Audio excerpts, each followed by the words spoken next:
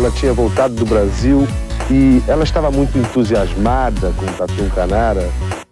Não sei, isso aí pode ser intuição da mãe, sei lá, de outras crianças conversando, não sei. 10! Nota 10! Você vai gostar, hein? Bebê diabo parou o táxi na avenida. Ao vivo é muito pior. Olá, eu sou o Danilo Corsi. E eu sou a Camila Kintson. Hoje é daqueles dias de ouvir milicos fazendo milicadas. Em 1963, funcionários da siderúrgica Usiminas resolveram fazer um grande protesto contra as condições infames de trabalho e salário quando foram recebidos com chuvas de bala da polícia militar, que acabou assassinando 8 pessoas e deixando 79 feridos em números oficiais. Mas esses números podem ser pelo menos 3 vezes maiores. Venha descobrir os detalhes dessa carnificina com a gente. Eita! Mas antes, nossos patrocinadores. Primeiro o SiteGuy.dev. Quer um novo site, aplicativo ou e-commerce? Fale com o SiteGuy.dev e veja o que eles podem fazer por você. Garanto que você vai ter muita qualidade e preço bem camarada. E aí, Camila, o que o Drinco nos mandou hoje? O vinho de hoje é o República del Vino Maior Estate ou Estate? Pinot Noir. Não sei, Danilo. Você acha que é Estate ou Estate? Estate, eu acho. Então, República del Vino Maior Estate Pinot Noir. Um vinho chileno bem estruturado, bastante aromático e saboroso. E perfeito para acompanhar um risoto de alfungue e queijo brie. Ele custa R$ 98,00 lá no drinco.com.br. Aproveite. Bora brindar? Tchim, tchim. Tchim, tchim.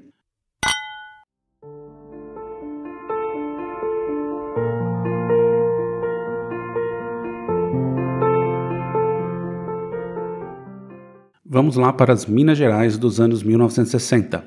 Em 62, a cidade de Ipatinga era um distrito de Coronel Fabriciano, no interior do estado. E foi ali que, em 26 de outubro de 1962, entrou em operação a siderúrgica Usiminas, que seria uma grande revolução para a região. Isso porque tinha cerca de 15 mil funcionários, 8 mil de maneira direta e outros 7 mil empregados por empreiteiras. Mas é aquela coisa, né? Nunca é só coisa boa. Os índices de acidente de trabalho eram elevados, isso porque boa parte dos funcionários não foram treinados e nem estavam capacitados para lidar com a rotina exaustiva de ficar expostos a gases tóxicos e temperaturas elevadíssimas de cerca de 1.700 graus centígrados, basicamente a temperatura da fusão do aço. Mas eles não estavam expostos a essa temperatura, senão eles teriam morrido. Não, obviamente, né? Mas você tem um negócio funcionando a 1.700 sem proteção, você devia estar pelo menos uns 40, 50 graus o dia inteiro. Entendi. Para trabalhar, os funcionários eram amontoados em caminhões, indo em caçambas lotadas, além do local ser segregacionista na hora das refeições. Havia os restaurantes dos engenheiros, confortáveis e com comida boa, e apenas 3 para todo o resto da galera, os operários, que eram obrigados a enfrentar filas gigantes e desorganizadas para comer. Eu já passei por isso, assim, de ter 2 refeitórios na empresa. Olha só, patroa. Não, eu ia dos comuns, eu não era da diretoria. Obviamente, com condições tão hostis, o clima entre os trabalhadores era péssimo. Pancadaria rolava solta, já que havia muitas diferenças culturais e a maior parte estava afastada da família.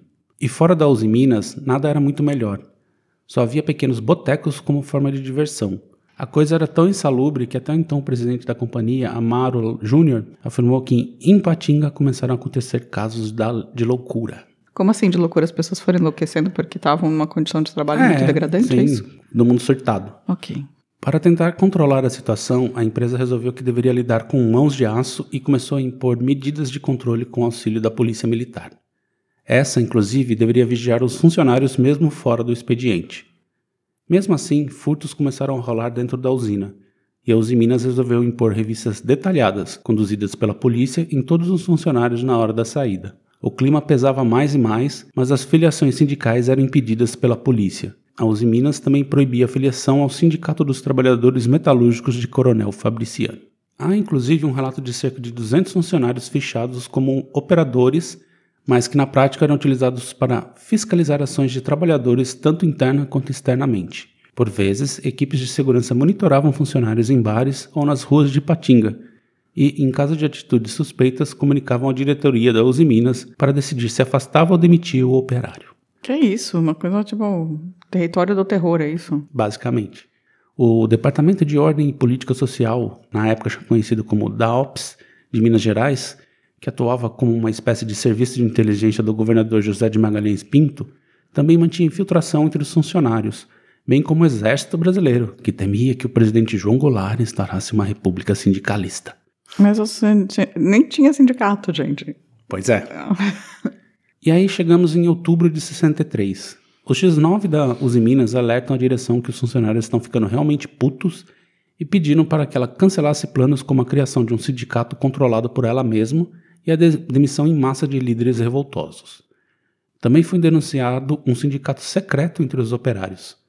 A coisa fica ainda mais tensa quando representantes do Comando Geral dos Trabalhadores, CGT, chegaram à região em 4 de outubro a pedido de Jango.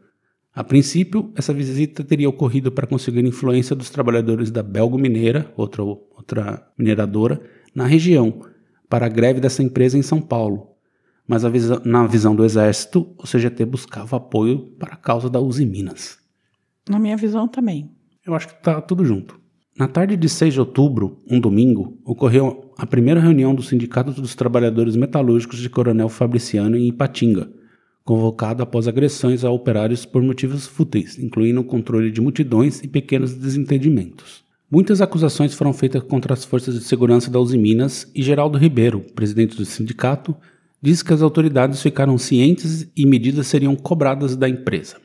Havia, no entanto, representantes da Uzi Minas infiltrados. Informado da Assembleia, o Serviço de Segurança da empresa passa a reforçar o policiamento no intuito de desmoralizar a resistência naquela mesma noite. Então, por volta de 22 horas e 15 minutos, caminhões que levavam trabalhadores embora foram parados pelos vigilantes próximos à portaria da empresa para uma revista. As marmitas dos operários foram abertas e litros de leite foram derramados. Diariamente, os operários tinham direito a um saco com 250 ml de leite e um pão francês, que muitas vezes eram levados para casa e repartidos com a família. Chovia muito naquela noite e, com o ocorrido, houve um tumulto, resultando em alguns trabalhadores pisoteados pelos cavalos de soldados que davam cobertura à ação. Ao fim da vistoria, antes de o caminhão prosseguir com os operários, houve gritos de que o escritório central seria destruído. Mas não morreu ninguém, apesar de pisoteados, só se feriram. Só se feriram, não teve morte aí. Em torno das 23 horas, o eletricista foi atacado por forças policiais após um grupo próximo dele resistir à ordem de dissolver uma aglomeração de pessoas no alojamento Santa Mônica. Os brothers do eletricista revidaram e conseguiram conter os seguranças, que foram embora, mas prometeram se vingar. Temendo novos ataques da polícia, os moradores do Santa Mônica improvisaram barricadas com móveis e tambores. O enfrentamento foi alertado a Robson Zampronho, delegado especial do distrito de Ipatinga e capitão da cavalaria, que teria sido informado que a situação estava fora de controle e necessitava de reforço. A chegada da cavalaria, pouco antes da meia-noite, teria culminado em dezenas de espancamentos, invasões de residências e pessoas baleadas, dentre moradores e policiais tanto do Santa Mônica e do alojamento vizinho Chicago Bridge. Um alojamento chama Santa Mônica e do lado chama Chicago Bridge. Pois é. Tipo, que coisa mais Coisas sem critério. Cerca de 300 pessoas foram detidas. Mais tarde, a energia elétrica foi cortada. Tá, esses alojamentos, na verdade, eram lugares que ficavam... Barracões onde ficavam os funcionários. E aí, o espancamento do eletricista foi que começou essa história. Bateram eles já estavam putos porque já tinham apanhado na saída. Perderam comida e tal. Aí, os caras bateram no eletricista e eles foram pra cima dos seguranças da Uzi Minas. E aí, a polícia chegou. Tá. Por volta de 2 horas da madrugada de 7 de outubro, a polícia levou até o alojamento Santa Mônica o padre Avelino Marques, primeiro pároco da paróquia Nossa Senhora da Esperança. O capitão Robson Zampronho pediu a ele que fosse até os operários e perguntasse o que desejavam. O padre afirmou que iria na condição de que abaixassem as armas e assim foi feito, encaminhando-se aos revoltosos ao ser iluminado por um caminhão da CEMIG. Ao religioso, os revoltosos pediram que os soldados se retirassem e os 300 detidos fossem libertados, o que de fato ocorreu, e foi combinado que uma comissão compareceria ao escritório central da Uzi Minas junto com Robson e o padre Avelino ao amanhecer. Ele passaria o restante da madrugada com os operários, o padre. No ambulatório da empresa estavam sendo atendidos os feridos. Os padres da década de 70 a 80 no Brasil... Estamos nos 60 aqui. Os padres das décadas de 60, como eu acabei de falar, a 80 no Brasil, eram pessoas ok. Metade do 80 começou a dar um... Mudou, né? E aí, mas, sei lá, tem uns 2 ainda que se salvam. E aí um aglomerado de cerca de 1.500 trabalhadores se formou pouco antes das 5 horas da madrugada, próximo à portaria, bloqueando o acesso e incitando greve. A chegada de mais operários originava princípios de tumulto. A polícia foi notificada pelo serviço de vigilância e mandaria o máximo de reforço possível, mas estava limitada pois a Acesita, outra mineradora, também estava em greve em Timóteo. O padre Avelino tentava acalmar os policiais dizendo que tudo estava pacífico, e foram chegando mais e mais operários. Os soldados com a arma à mostra eram instruídos pelo capitão Robson a não matarem e não atirarem. Geraldo Ribeiro chegou às 7 horas da manhã para a reunião com a diretoria no escritório central. Ele pediu que a polícia se retirasse, mas foi negado o pedido. E já havia ali 6.000 operários na porta. Até vai dar merda. Vai, né? Porque chama massacre de Patinga, inclusive. A reunião chegou ao fim por volta de 9h15 da manhã e ficou acordado entre as partes que a cavalaria seria suspensa do policiamento de rua até a conclusão das investigações do ataque da madrugada anterior. O capitão Robson também pediu, né, ele exigiu que as tropas, ao se retirarem, não fossem vaiadas. O que o Geraldo Ribeiro se comprometeu a tentar cumprir, mas disse que é meio difícil, né? Tem muita gente ali na frente da portaria, então não podia garantir que isso ia acontecer. E ali os caras já estavam tão putos que estavam xingando e jogando pedra contra os soldados que estavam ali ainda segurando, apontando a arma para eles. E no momento em que o padre Avelino e Geraldo entravam em um carro para se encaminharem, né, se juntarem à multidão, começaram a ser ouvidas rajadas de tiro disparadas contra os revoltosos. O capitão Robson, ao ouvir os disparos, entrou imediatamente em um jipe e rumou para os soldados pedindo para que eles parassem de atirar nas pessoas. O Robson e o Geraldo estavam juntos, mas o Robson não estava entrando no carro, então. Não, estava o padre, porque o padre e o Geraldo iam junto dos revoltosos, né, dos operários. O Robson era policial, perto da sua tropa. 19 policiais militares em cima de um caminhão abriram fogo contra a multidão. José Isabel do Nascimento, que fotografava a manifestação, levou um tiro na cabeça. Caramba! Ele é as fotos dessa greve ali da Uzi Minas, que tem da época dele. Houve correria entre os trabalhadores e, ao cessar dos tiros, começou imediatamente um grande movimento de veículos e ambulâncias lotadas de feridos em direção à Casa de Saúde Santa Terezinha e ao Hospital Siderúrgica, no centro de Coronel Fabriciano. Geraldo Ribeiro, o padre Avelino e outros integrantes da reunião chegaram a tempo de ver apenas os corpos mutilados e homens agonizando pedindo socorro, além de pertences e marmitas dos operários espalhados por toda a parte, pondo-se a ajudar depois de permanecerem um pequeno tempo paralisados ao fim de 15 minutos de tiro. Foram 15 minutos? 15 minutos. Ficaram atirando a rodo. De cima de um caminhão. De cima de um caminhão. Isso é falta total de controle da polícia. Sim. É muito absurdo isso.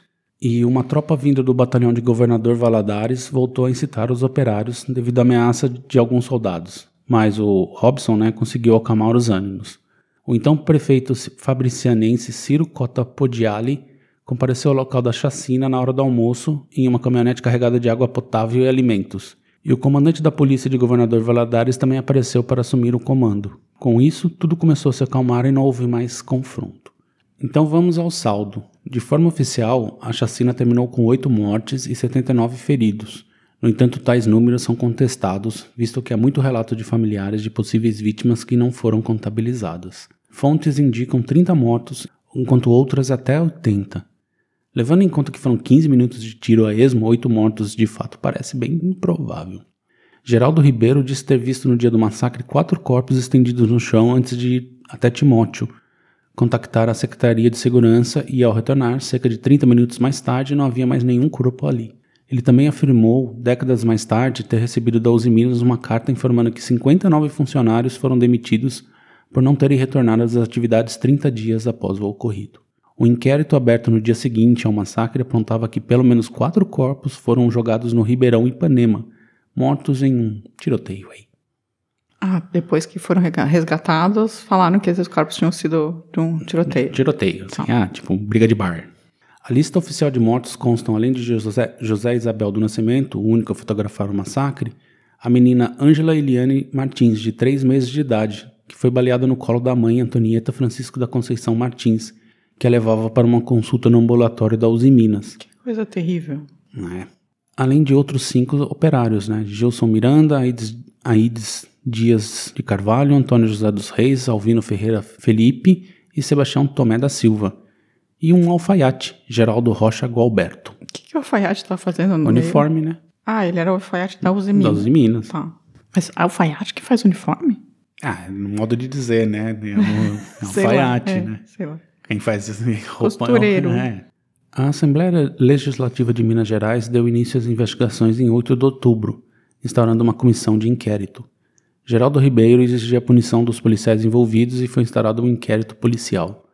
Outro ponto defendido pelo sindicalista era a retirada da Polícia Militar de Ipatinga e o policiamento local pelo Exército, mas isso era impraticável para Magalhães Pinto, o governador. Ele não podia deixar que a polícia do estado fosse substituída pelas forças nacionais, liderada pelo presidente e rival político João Goulart. Então a polícia ia continuar na cidade, por isso que tinha acabado de fazer isso, né? Pois é. Os 3 dias seguintes após o episódio foram de rebelião no distrito, onde, além da greve, foram destruídas a gaurita da vigilância da Uzi Minas, a delegacia, a cadeia pública e o caminhão usado para os disparos. Os operários da Uzi Minas obtiveram um aumento salarial e a garantia de liberdade aos líderes do sindicato.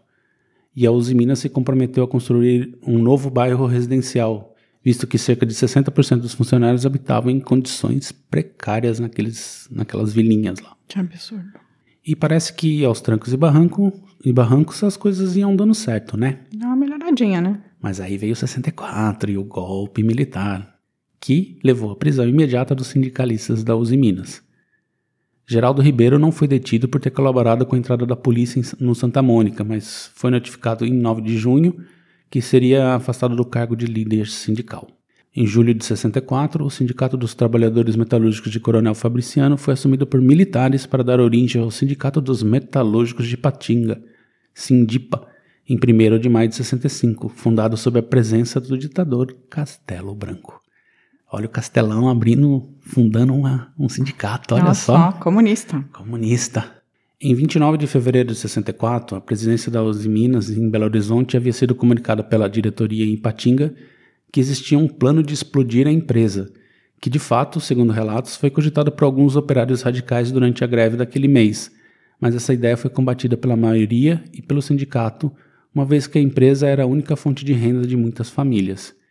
E essa história de plantar uma bomba foi usada como argumento a favor dos militares e contra os trabalhadores. E, em 8 de março de 65, todos os policiais envolvidos no massacre foram absolvidos, alegando que estavam agindo em legítima defesa contra terroristas. Alegando que eles estavam em legítima defesa contra uma coisa que aconteceria 2 anos depois. 1 ano depois. Né? Entendi. Mas, assim, tem uma lógica. Aqueles caras falaram que vão plantar uma bomba, lá atrás eles também já eram terroristas, entendeu? Caraca, mano.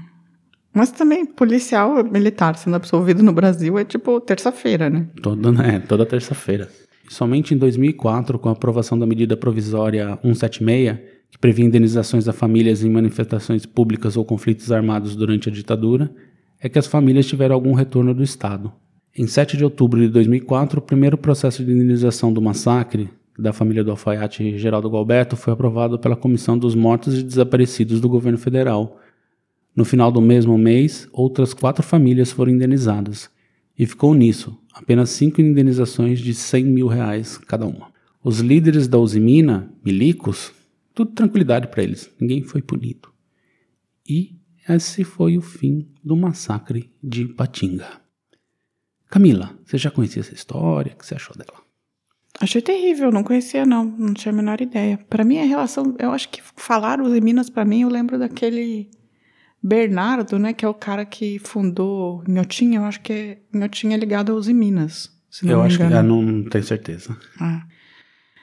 Mas assim, essa era a única referência que eu tinha com Uzi Minas na minha cabeça, assim. Nossa, terrível, assim, absurdo. Como sempre, assim, a polícia do Brasil é completamente despreparada, né?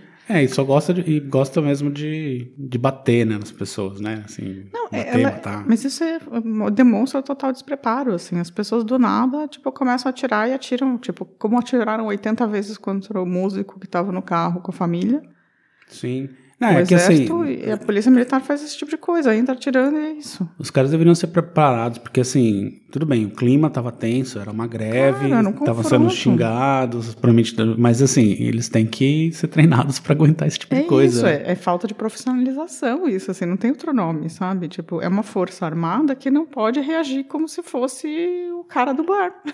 Isso, assim, eles têm que saber negociar, eles têm que saber se controlar, eles têm que aguentar pressão, isso faz parte do trabalho deles, assim. E o que eu acho muito curioso também, assim, também é um modus operandi das polícias, né, dos militares, tipo, os caras ficaram atirando 15 minutos, aí, não, morreram 8, aí jogam corpos no rio pra diminuir o número também. E falar que, olha só, não, isso aqui não tem nada a ver com não, isso aqui é outra coisa. Tipo, é tão absurdo isso. Mas esse é o pós da várzea, né? A várzea começa com o fato deles, tipo, atirarem em qualquer pessoa a esmo. E Sim, não se controlarem. uma criancinha de 3 meses, né? E não se controlarem. Essa é a várzea. Aí, fez a merda, e aí vai lá e tem que limpar a lambança de uma maneira pior ainda, né? Que é não assumir o que fez. Fica tão óbvio que, assim, que tudo foi alterado, né? Que aquilo ali, obviamente, é uma fraude. Então. É o e pós. Aí eles esperam um tempo e libera todo mundo. Em geral é sempre assim, né? Dificilmente um policial ou militar ou um soldado... Não, é punido por esse tipo de coisa, não, nunca. Nunca é. Assim, muito raro. No caso desses, ainda por causa de greve, aí, tipo, durante o regime militar, ainda. É tipo um bando de vagabundo. Então é isso. Camila, se alguém aí tiver alguma história de greve e quiser contar pra gente ainda nesse período de férias, como ela pode fazer? Pode mandar recados no e-mail, contato@muitopior.com.br, no YouTube, nos comentários do canal, né, desse episódio ou de qualquer outro que você queira comentar. Também pode mandar um recadinho na DM no Instagram, no Facebook ou no Twitter. Acho que é isso. E tem um canal no YouTube, né? Já falei. E tem o site também, dá pra fazer um comentário no site. Inclusive em áudio, se quiser. Verdade. É isso. Então é isso, pessoal. Semana que vem estaremos de volta. Tchau, tchau. Tchau. A vida é muito pior. Esse episódio é um oferecimento de trinco.com.br e siteguy.dev.